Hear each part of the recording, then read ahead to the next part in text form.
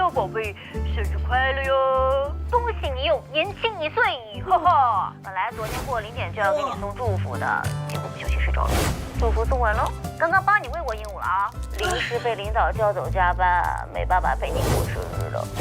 Sorry 嘛，下次一定给你补上好不好？啊，对了，小的已经把生日礼物给您备好了，回家记得拆哟。咱俩的关系就不用谢了，呵呵。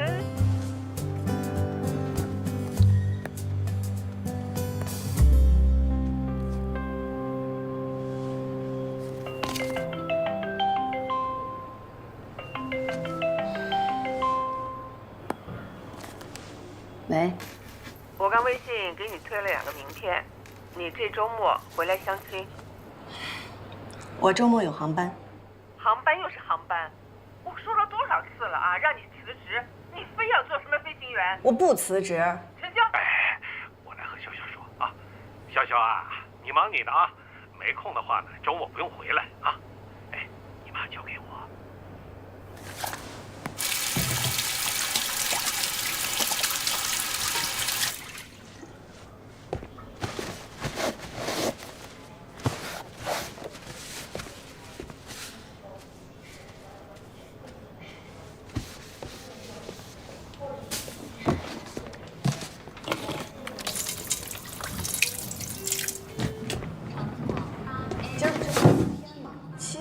吹得跟个树叶似的，好在我的操作简直稳得不行啊，都可以载入我的个人史册了。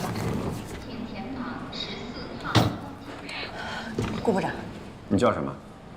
程潇，货运部的。我有必要提醒你，刚才不应该落地。啊？当时的侧风是15米，已经是公司手册规定的极限侧风，而且刚下过雨，如果发生划水，飞机很容易冲偏出跑道。当时的侧风没有超过公司手册的规定，而且在那种极限侧风下，我能控制住飞机的姿态和坡度。落地的时候，我又及时修正了偏流角，摆正方向，落得稳稳当当。我不认为我的操作有问题。这次能够安全降落是你的运气，但运气不会一直眷顾你。作为飞行员，我们必须要以最严格的标准来要求自己。顾部长，我想问您2个问题：我们是否应该严格遵守公司手册的规定？应该。那我是否违反了公司手册的规定？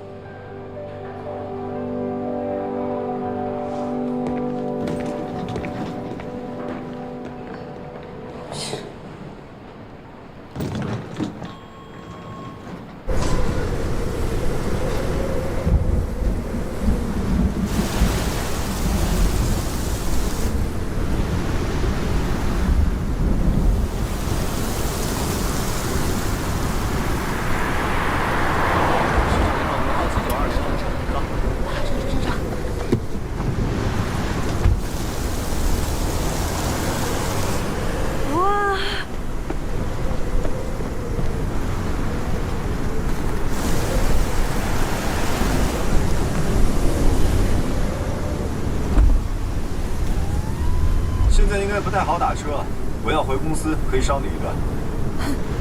没事儿，顾部长您忙，我已经打到车了。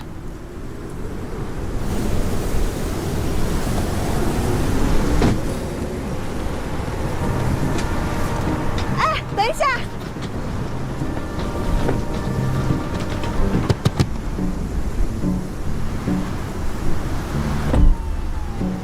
顾部长，您能不能把我捎到市里？我有点急事儿。网约车司机也很辛苦，乘客要讲诚信。哎，哎，喂，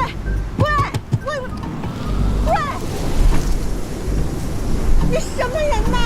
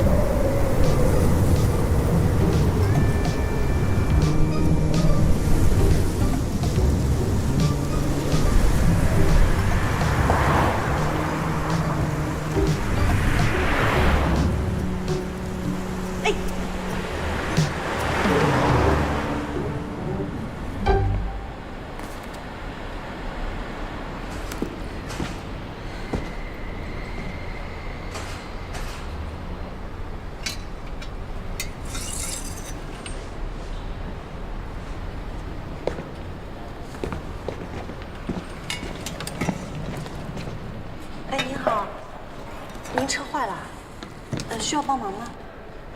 就是检查一下，谢谢。没坏就好，没坏就好。那个，现在台风天嘛，不太好打到车，可不可以麻烦你帮我捎到市里？您开个价。你是陆航的，小问题，没事。太好了，我本来就只是想在停车场碰碰运气，没想到还真让我撞上大运了。你先上车吧，我帮你装行李。啊，不用不用，箱子不重的，我可以，谢谢谢谢。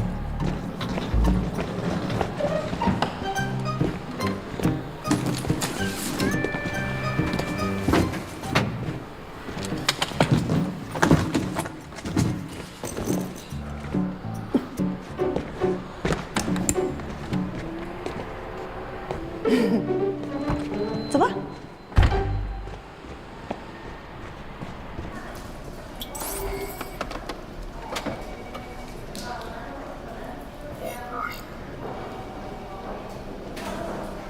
818辆还在回程的途中，我已经协调好了南京的后勤保障工作，那里有我的基地，工作起来比较方便，可以作为备降机场。天气嘛，不受台风影响。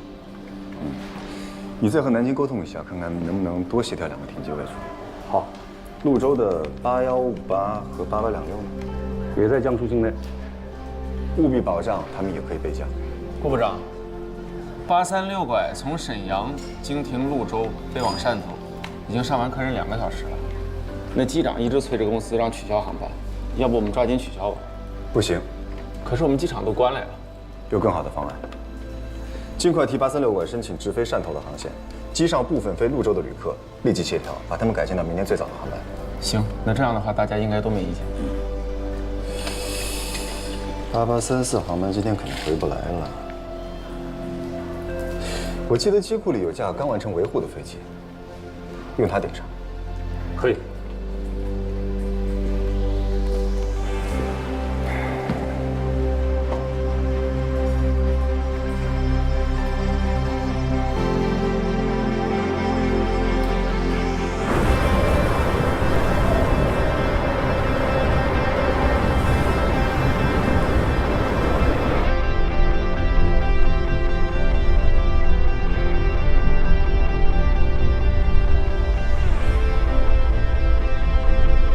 从国外出差回来，哦，对，美国，你呢？瑞士，我亲手飞的。你是陆航的飞行员？很快就会成为机长了。厉害呀！据我所知，陆航现在还没有女机长呢。你知道的挺多呀，飞友吗？啊，自我介绍一下，我跟你是同事，机务部的倪战。倪总啊，久闻大名啊！初次见面，陆航货运部承销。你好。好巧哦。陈机长讲的一切是去什么地方？中原路的乌鸦。台风来了还去跑吧？我们经常飞长航线，这飞来飞去的得去放松放松，不然我这什么腰椎、颈椎就报废了。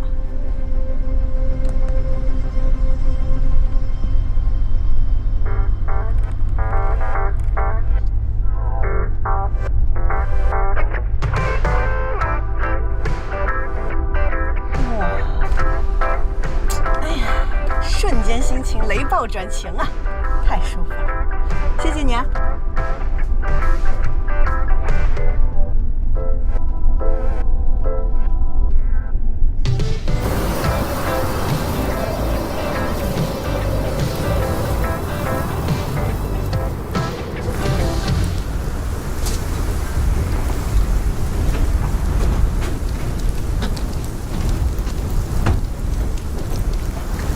谢谢倪总，快进去吧。再见。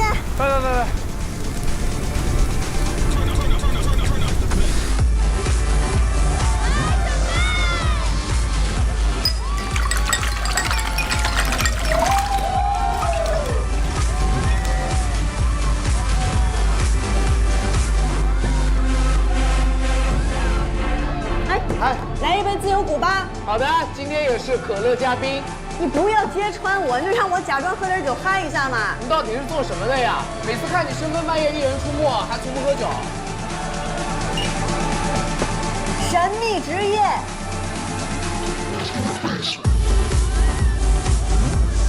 谢谢。无酒精版自由古巴。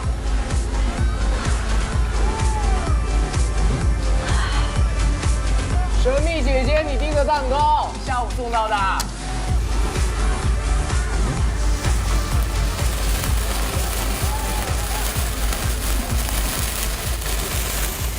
30岁之前，我要顺利晋升到机长，飞满400万公里，走遍60个国家，拥有一个自己的小窝，遇到一个……算了算了，人不能太贪心。祝自己生日快乐！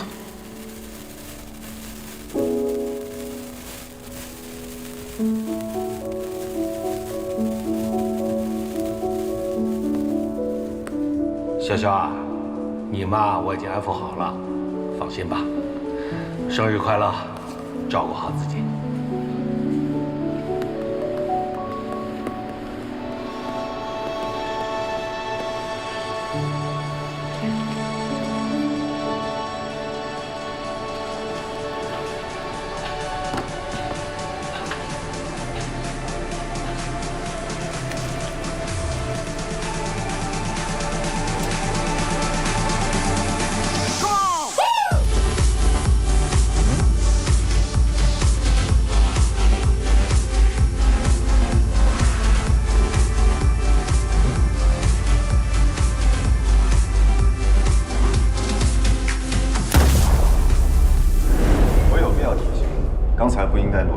当时的侧风是15米，按照公司手册的规定，已经是极限侧风，而且刚下过雨，如果发生划水，飞机很容易冲偏主跑道。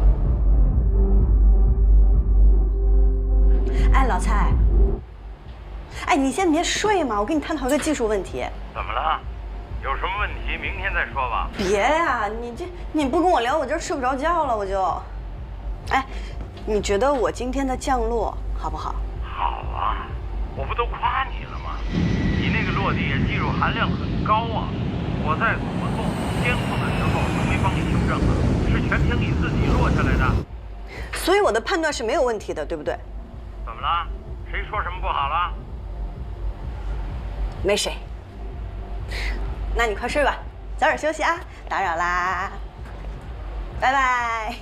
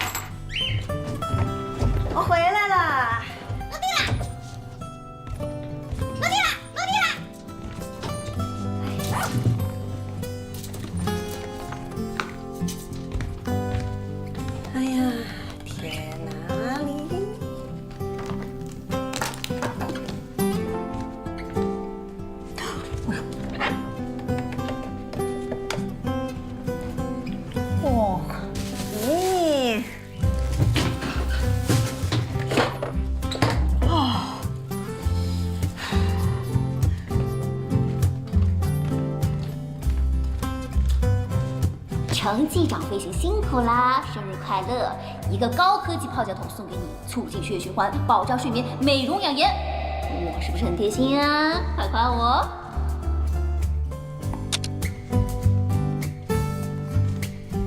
谢谢你的礼物，嘿嘿，这可是职场养生绝配呀！Polly， 这几天没有见我，想不想我呀？过来，过来，过来！起飞啦！起飞啦！起什么飞呀？你想累死我呀？啾啾。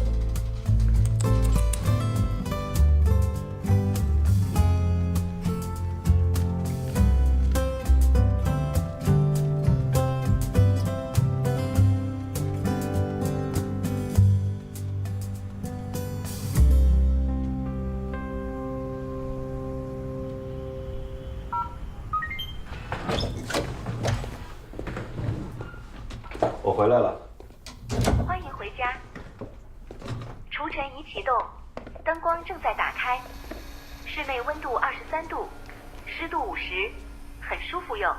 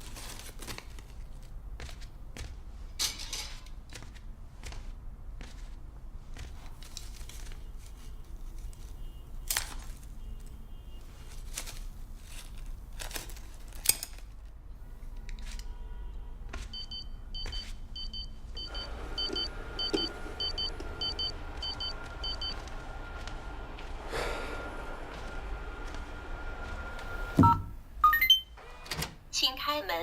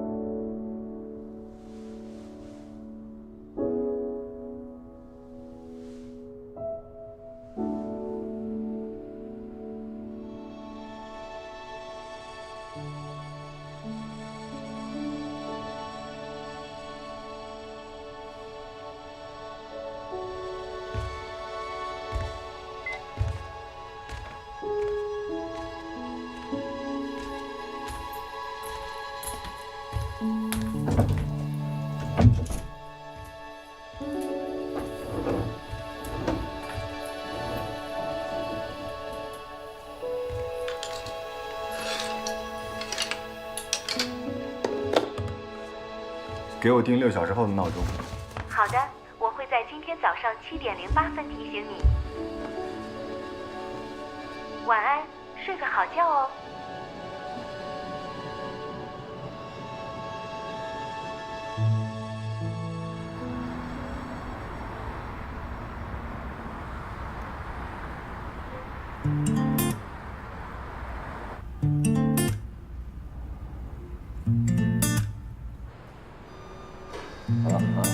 谢了啊！哎，好，又是忙碌一天。顾部长好。走。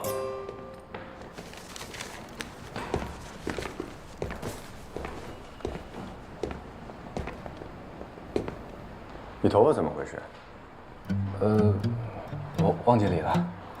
马上去理发。可是马上到点要飞了，我回来再去理。这样不能执行任务，算你迟到1次。今天的航班任务取消，停飞1周，回去做检查。是。我现在就去理发。等等，飞哪儿啊？飞重庆。去吧。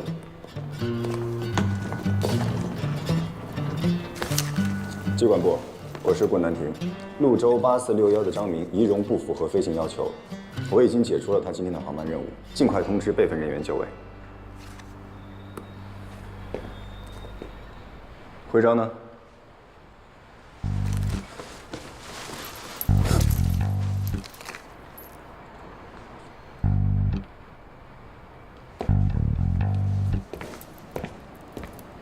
刚才也吓死我了，微微，我也要。被停飞了呢？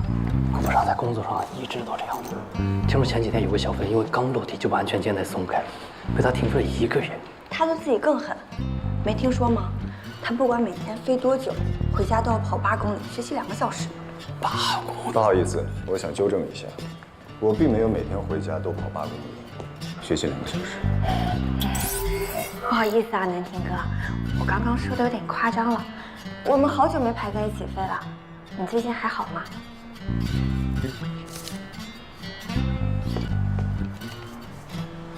谢谢顾部长。好帅啊！他结婚了吗？当然没有了。这么优秀的男人，要是结了婚，要让姑娘们梦碎一地啊！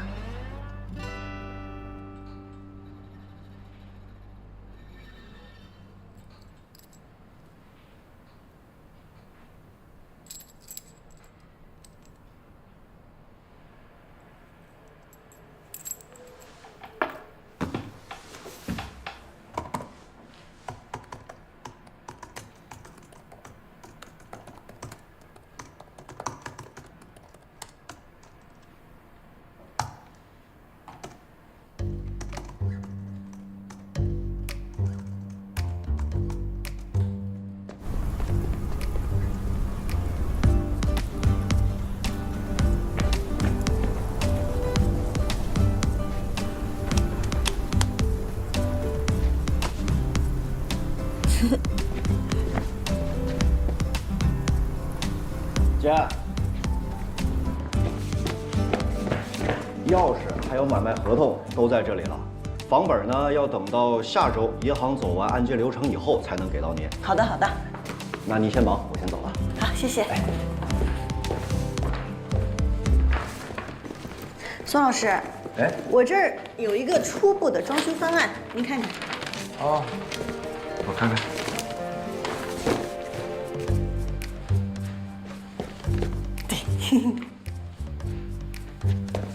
陈小姐啊，您这是要大动干戈了。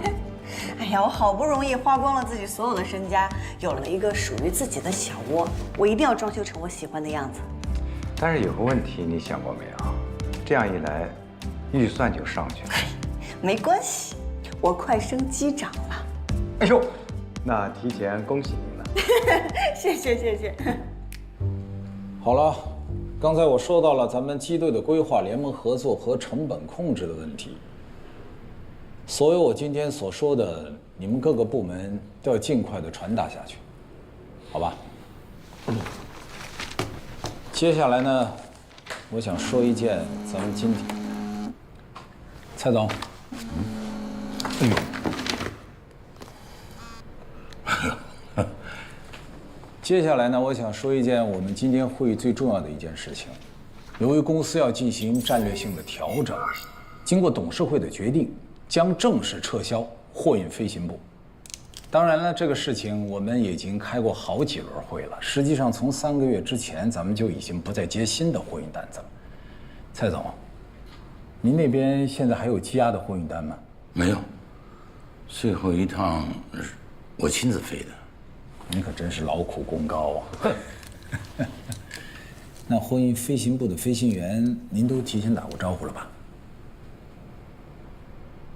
哎呦，没有。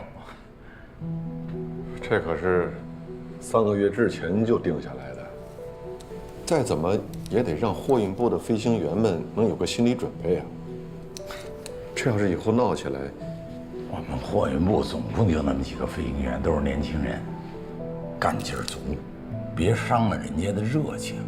你看，这几个月还卯足了劲钻研业务，对咱们公司、对他们个人都是好事。是是。蔡总，您为公司付出了那么多，哎，我在想呢，等货运飞行部撤销以后，我想委屈您去客运飞行部那边做个副部。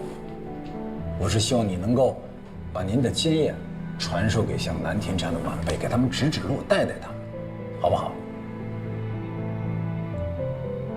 哎呦，岁月不饶人呢。当然，如果说你有其他的想法，今天正好我也在这儿，你就说出来，凡事好商量嘛。我说这岁月不饶人呢，不是说这精神头啊，关键是思维观念，他跟不上啊。这2年，南亭干得不错，咱们公司也确实需要这样有为的年轻人挑大梁，啊？啊，当然，还有江总来把关嘛。徐总，您也收到我那个退休报告了吧？我收到了。啊，哎呀，老东西走了，剩下这些小猴子们，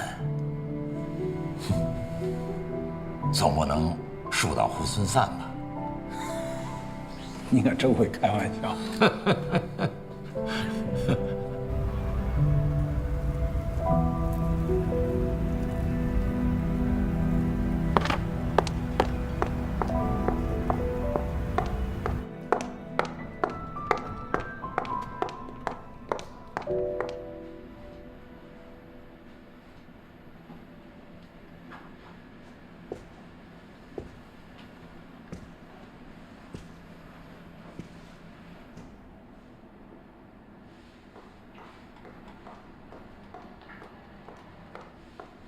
老蔡，我来了。哦，拿你最爱的那款。嚯，谢谢。新的排班计划怎么还没出来啊？老蔡，你跟 AOC 那边说说，不然该扣他们工资了。你快帮我看看我的资料齐了没？下午我就去申请机场考核了。你急什么呀？程潇有件事儿，我一直没跟你说。什么事儿？因为公司战略调整了，要精简业务，咱们货运部撤了。撤了？这件事儿上头研究有一段时间了，都怪我。我觉着不知道怎么跟你们说，所以刚刚接到的正式通知。那咱们怎么办啊？你们转到客运部。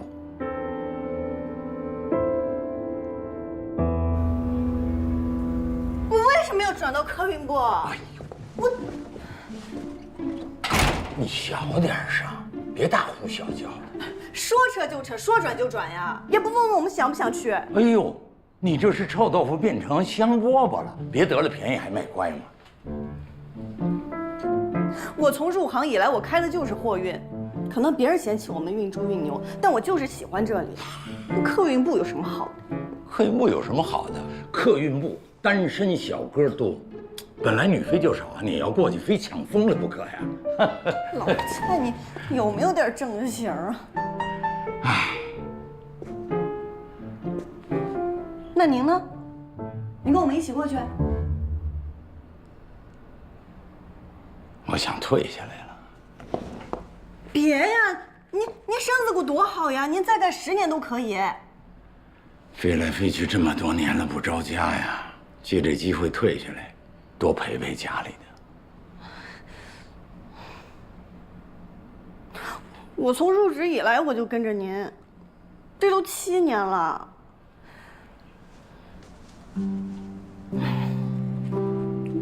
我之前一直没好意思说。什么？您一直就是我的目标。我是你的目标？我就是一个被别人吹捧的司机罢了。您可是5星机长，安全飞行了一辈子，零差错。陆航有几个能做到像您这样的？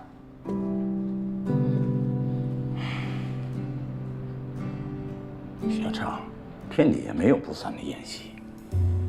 你这么多年跟着我们一帮糙老爷们儿飞长航线，忙里忙外吃了不少苦。行医啊，私底下也都跟我说了，说每月一到生理期你肚子疼得厉害，一直跟他们拿止疼药。你一个女孩子这么多年，真是不容易。没有不容易，我喜欢干这个，不委屈。以后路还长着呢，到了客运部啊，好好干啊！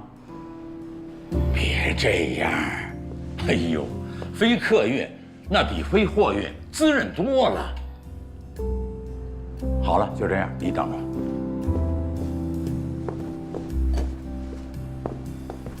我打点饭，今天啊，我请客。哎，哪能让您跑腿啊？我去。不行，最后一次去食堂，一定我自己去，你等着。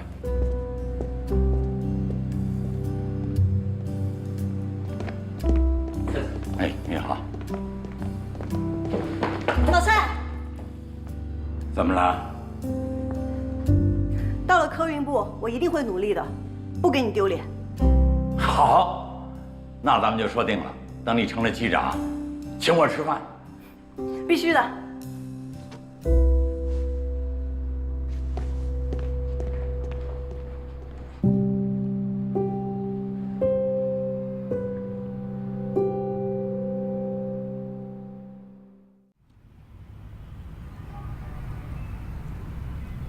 徐总啊，关于货运部的飞行员转到我们客运部的事儿，我们还是想跟您好好沟通一下。哦，有什么问题吗？这个货运部这个老蔡啊，我承认，他的确技术不错，可这个人大大咧咧的。他手底下的这群飞行员一个个都跟他学，这么一群人现在到我们客运部来，我担心会影响我们客运部的形象。南天啊，我想听听你的看法。客运部正在申请新的航线，飞行员肯定不够用。货运部那边的飞行员也都是陆航花心力培养出来的，技术上足够成熟。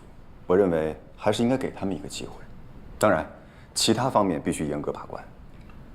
我赞同南亭的看法。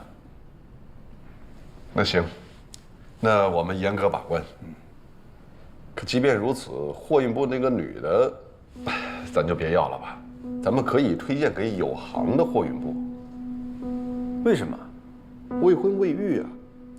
姜部长，这个话题就此打住，这是要出危险的。这不关起门来说嘛。你再说了，女飞的能力，那确实差点意思。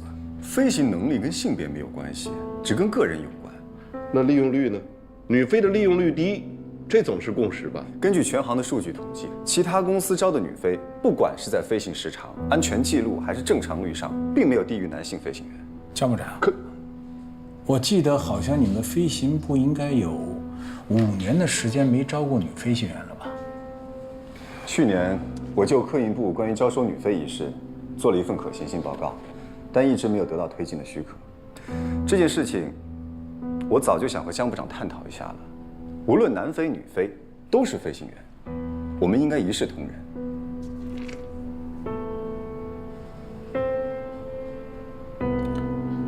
那这件事情还是按原计划来，计划不变，就是在面试的时候，你们要严格把关，好吧？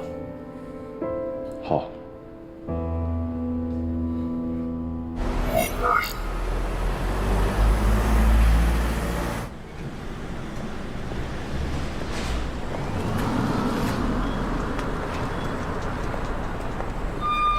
程姐，你好。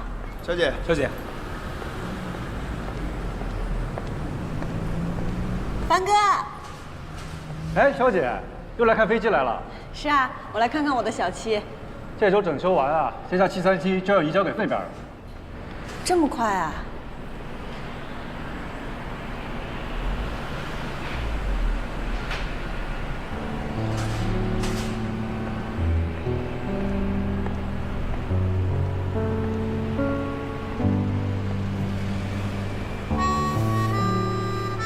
小七，哎呀，小七。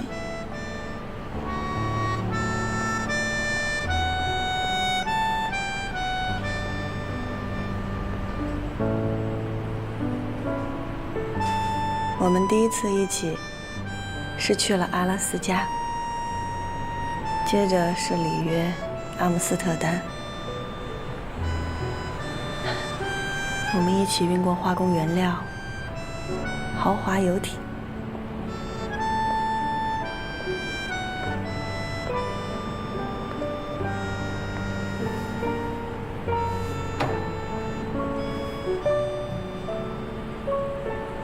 虽然你老了，操作手感也没有以前好，性能也弱爆了，但我还是有点舍不得你啊。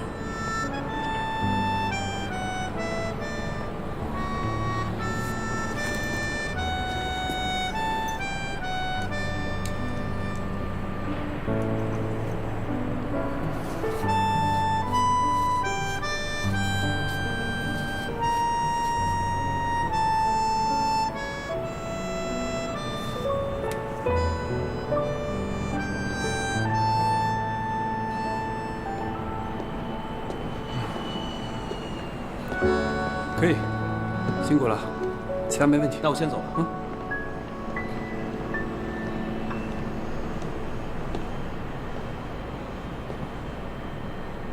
陈潇。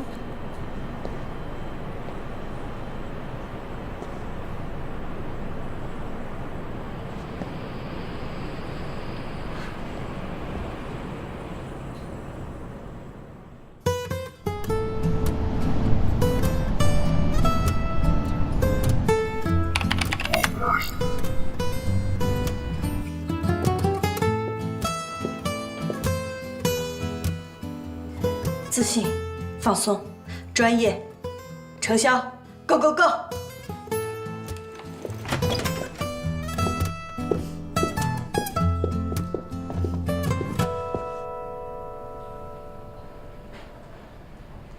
顾部长，那天的操作事后我想过了，我完全符合公司手册的规定，而且以我的技术足以支撑我完成操作。我也想过，你的确没有违规，但除非是万不得已的情况，否则飞行员不应该进行极限操作。我会修订出新的安全手册，你的行为将会被杜绝。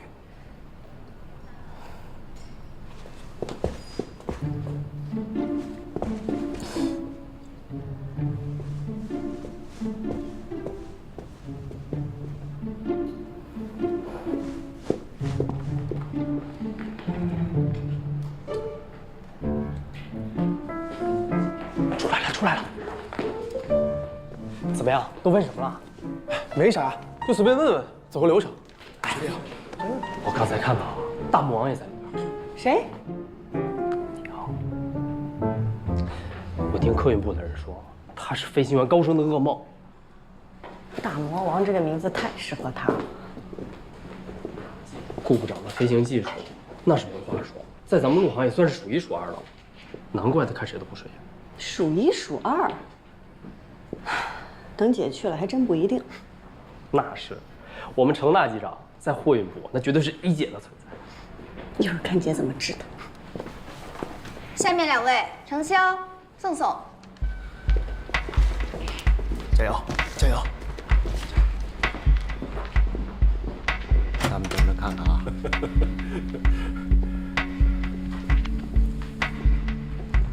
各位领导好。各位领导好。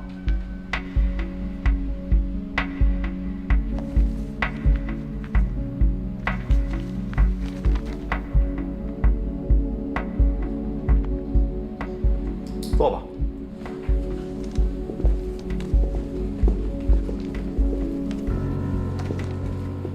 顾部长，这是我的履历，请过目。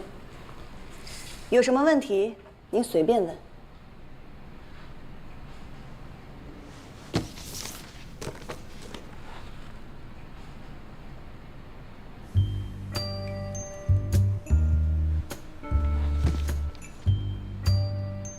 程潇是吧？不用那么严肃，咱们只是随意聊聊。坐吧。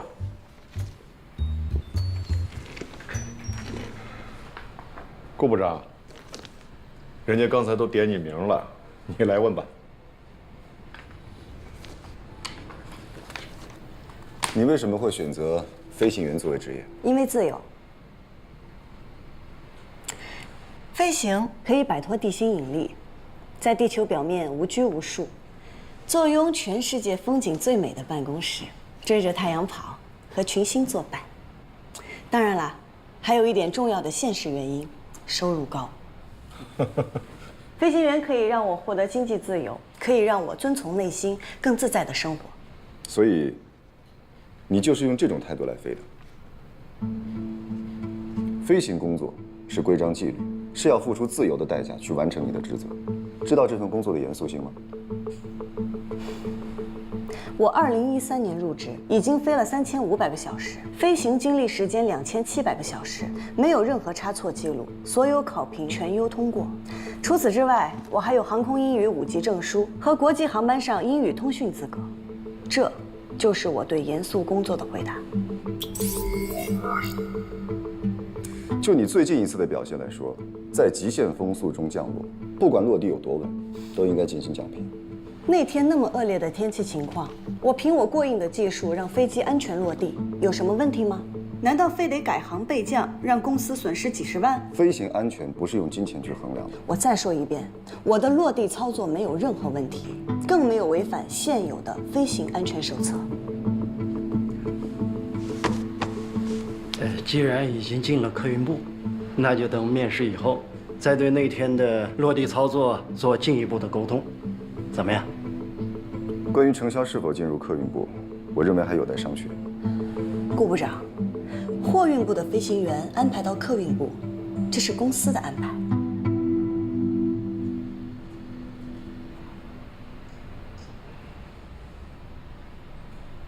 那个，各位领导，我们刚从货运部转过来，平时的工作状态可能与客运部有点差别，我们一定会多多学习，尽快适应。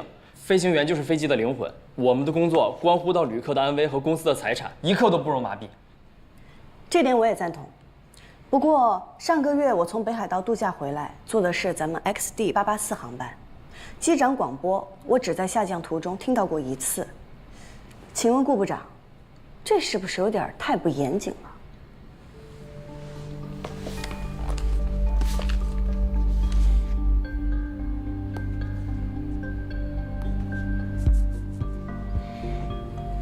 林一成，顾部长，巡航过程中的机长广播怎么回事？是，我是那天的副驾驶，机长广播是张机长授权让我做的。那个是江部长的小舅子。的确是漏报了1次，那天我身体不太舒服，还感冒了。感冒去飞行可能会导致耳膜穿孔，那天你应该请假才对。是。我觉得程潇同志提的意见非常好。林一成，以后你的工作在细节上一定要提出更高的要求。好，下不为例啊。好。程潇，你刚才指出的问题没有错。林一成，你回去好好学习运行手册，跟张机长一起写检查。好的，顾部长。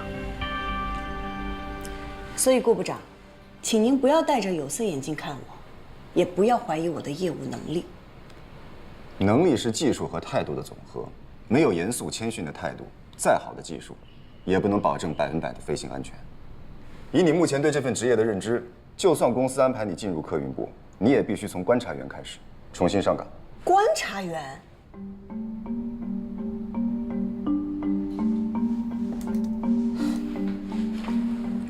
各位领导，这是不是有点太不公平了？顾部长的结论，大家有异议吗？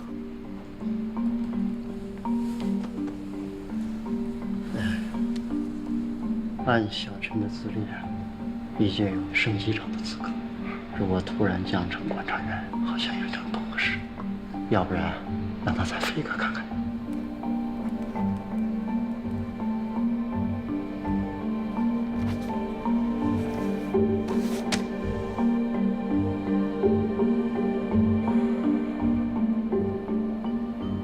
这样吧，明天安排你们俩再飞1次。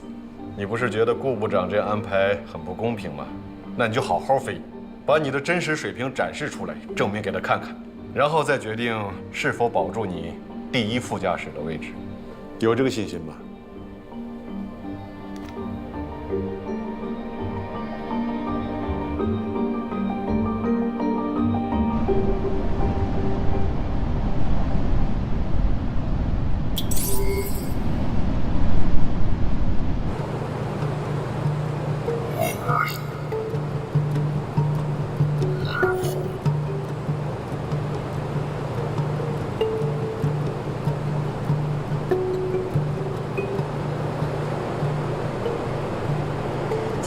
考我，你倒捡便宜了，成了主驾驶。主驾驶不是我被换下来了。换成谁了？顾部长亲自带飞，小姐你可得小心点，千万别出什么岔子。能出什么岔子呀？副驾驶本来就是辅助机长的。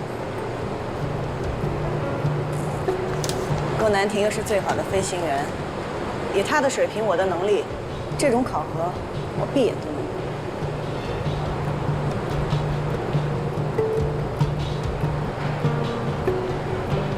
快走了，小姐。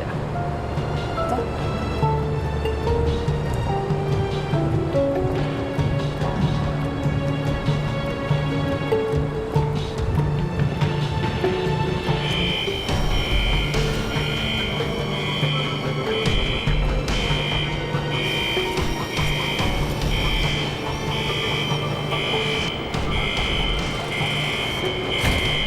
潞州飞上海虹桥，飞行时间1小时30分钟，使用锦翼5起飞，V1速度135。航路全程好天气。等一下，把你的手势摘下来。我戴着手势也不会影响我操作，而且公司也没有规定说不能戴。我的规定，请你摘下来。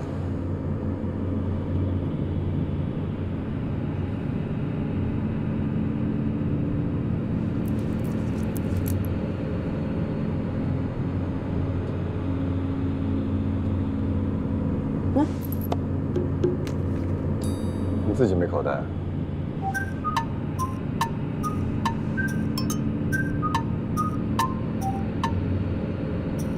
潞州8513，跑道34左，准备起飞。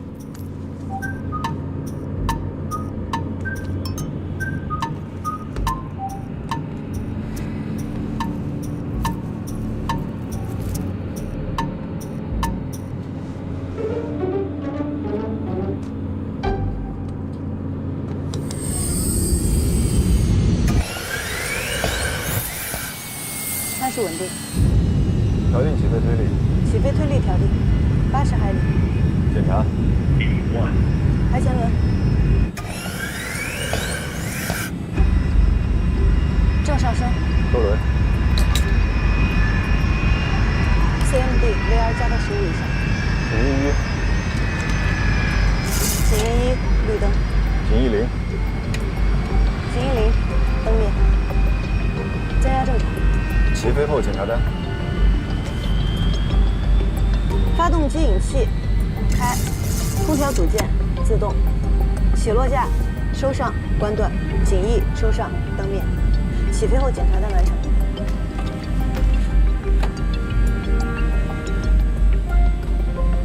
今天天气真好。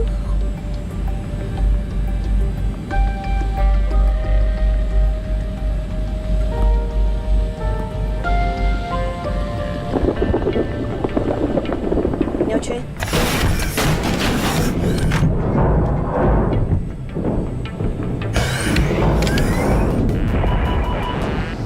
左发失效。机长突发急性脑梗失能，由副驾驶接替机长工作。什么？你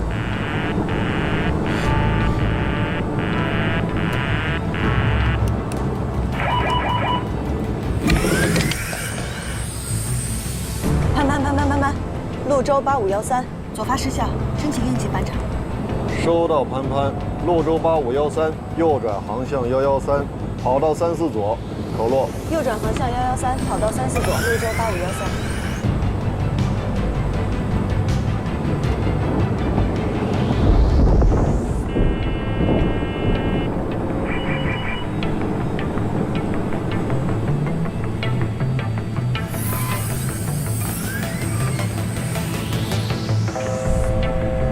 接通自动驾驶。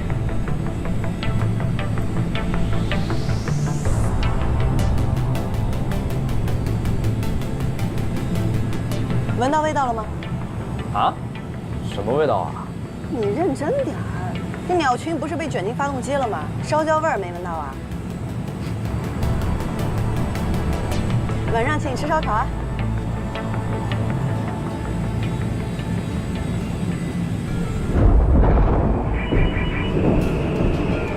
右侧发动机也停了，自动驾驶也断开了，2个发动机全部失效，飞机彻底失去动力了。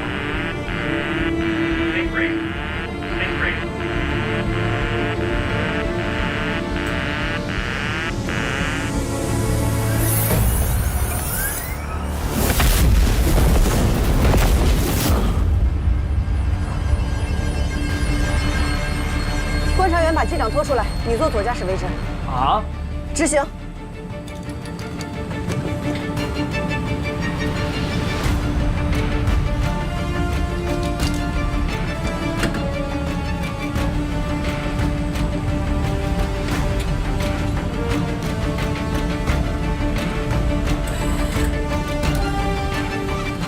准备重启，右发。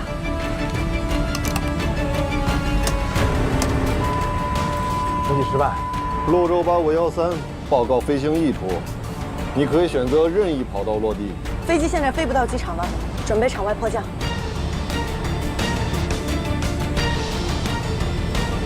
现在必须让飞机变成滑翔机，机头放低点。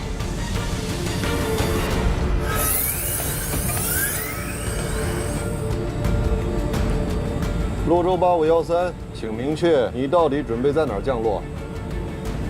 现在距离我动4栋方位20公里的草地上。草地？你确定吗？在你9点钟方位有条400米宽的东浦河，那儿会比草地更适合。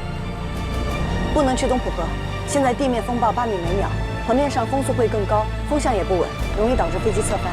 草地上降落更安全。机长广播。我马上。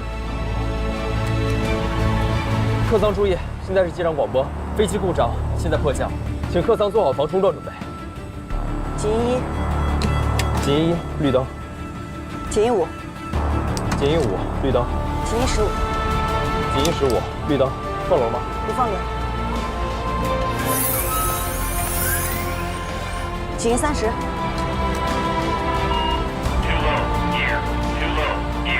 现在准备迫降，放轮。500英尺，做好防冲撞准备。注意地形，拉起来。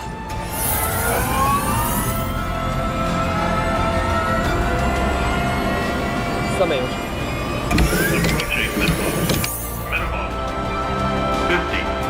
50英尺，防冲撞开始。40. Hold up. 30. 20. 10.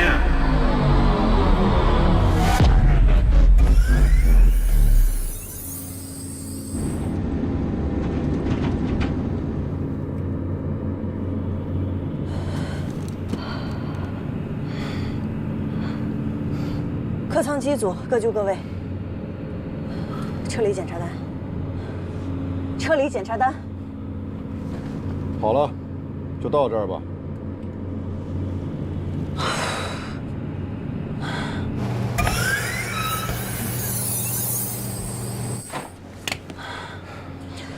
宋宋，我们创造了奇迹。奖评是集合。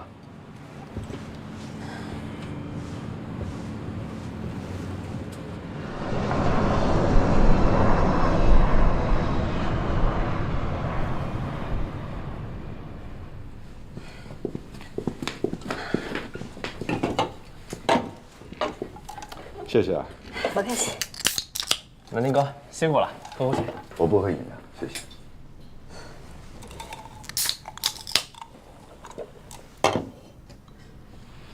你对你自己今天的表现觉得怎么样？在机长失能、双发失效的极端情况下，能让飞机安全着地，并且基本未损，我对我的操作非常满意。你什么意思？按照程序，发动机损坏是不可能重启成功的。让宋宋把昏迷的机长拖出来，浪费时间；不断重启发动机，浪费时间。按程序，让他协助你监控飞机的各项参数，更能提高迫降的成功率。程序不是死的，程序是经验和教训的总结，是鲜血浇筑的。全美航空的萨伦伯格机长也是遭遇了双发失效，迫降成功的。萨伦伯格机长当时就没有按照程序执行，第一反应是让副驾驶去启动 APU。萨伦伯格机长对飞行有着非常深刻的理解，所以才有能力冒险调整了程序的顺序。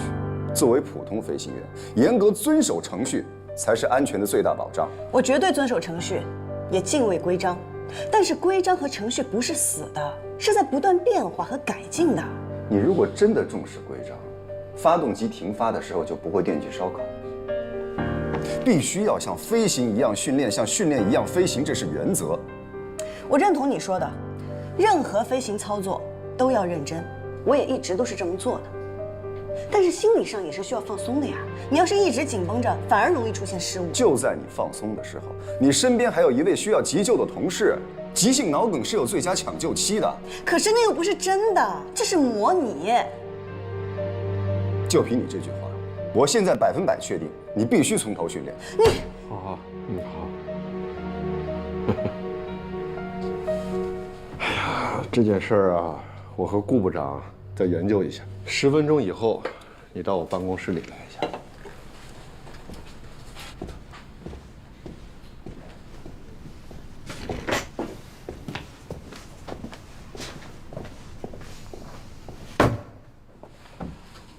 别生气了，小姐。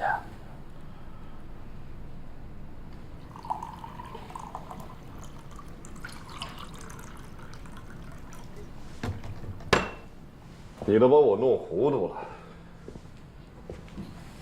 我本来对这些女飞是有些顾虑，你非要争取说再给个机会，怎么现在又是这个态度？我争取机会是对整个女飞，不应有性别的差异对待。说说你现在对那个程潇有什么看法呀？今天本来是他作为副驾驶的考核，他看见机长是我，一开始从心态上就轻率了。我设置双发失效是想挫一下他的锐气，没想到他能平稳落地，的确很优秀。但是他在考核中的飞行态度，还达不到一名客运飞行员的标准。你看，我早就说嘛，货运部来的这批飞行员，那早就养成那种习惯了，很难改的。尤其那个程潇，他要是真来了，那麻烦肯定少不了。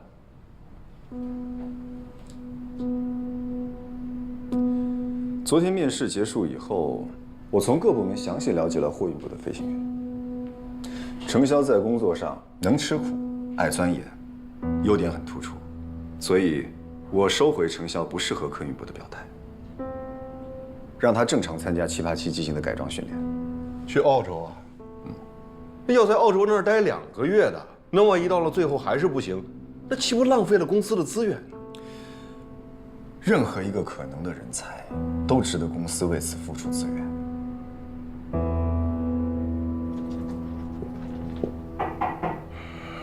请进。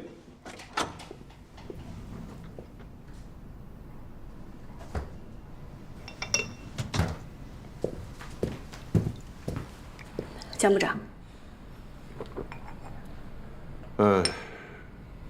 让顾部长跟你说吧。程潇，从今天开始，你准备改装训练787，训练结束以后，按照成绩决定你的岗位职务。你还要考我一轮？你这什么态度啊？这是公司的规章制度，不是个人的刁难。这事儿就这么定下来了。以后呢，就让顾部长做你们这批飞行员的专职教员。江部长，那教员能不能换个人啊？为什么呀？顾部长看着年轻，可他的能力是有目共睹的，只是辛苦难听了啊！把这批飞行员交到你的手里头，我才放心呢。好。对不起，我还有点事儿。你忙。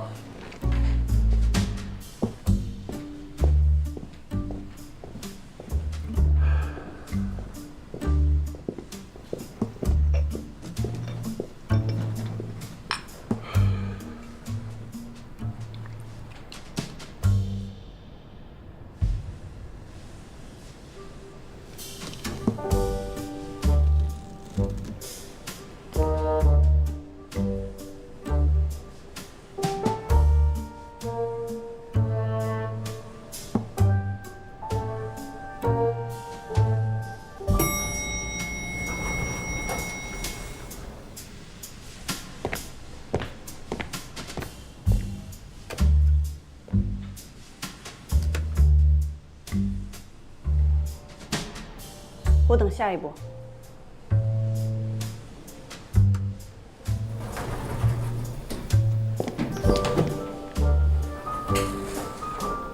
我不会再给你机会抓到把柄了，咱们训练场上见。你说过的每一句话，都要做到。我不但会做到，还会比你做得更好。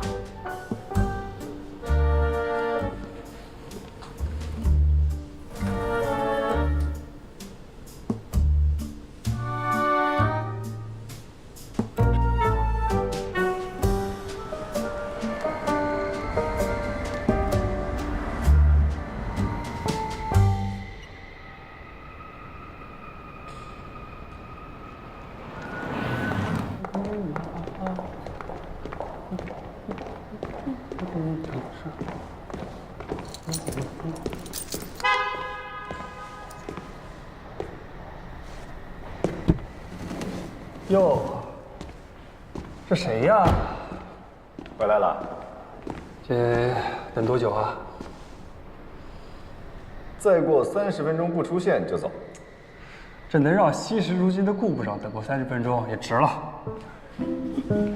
你来这儿干嘛？这不刚去西雅图学习半个月吗？向领导们汇报一下情况。波音总部有收获，收获大了，还下了787的总长车型。最近飞787感觉发动机的自动推力变化偏快，在五边俯仰稳定性方面有些低。这次我正好能解决你的问题，我会几乎整理下资料，明天发你邮箱。你得空了打球啊！嗨，下周要去澳洲2个月。哎呀，在哪儿约一下啊？太难了。再约。再约。